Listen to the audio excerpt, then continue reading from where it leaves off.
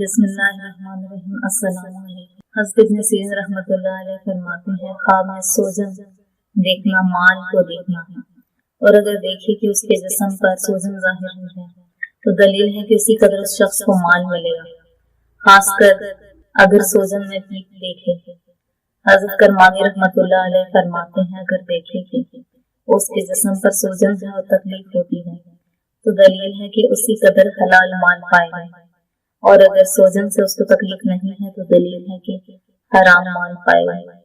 حضرت جعفر صادق رضی اللہ تعالیٰ عنہ نے فرمایا ہے خواب میں جسم پر سوجن کا دیکھنا 5 وجہ پر ہے۔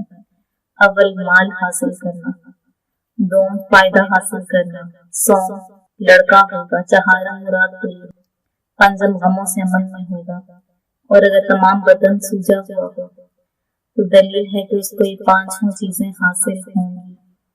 ویڈیو کو آخر تک دیکھنے کے لیے بہت شکریہ۔ چینل کو سبسکرائب کریں، ہماری ویڈیوز کو لائک کریں اور کمنٹ باکس میں اپنے آراء کا اظہار کریں۔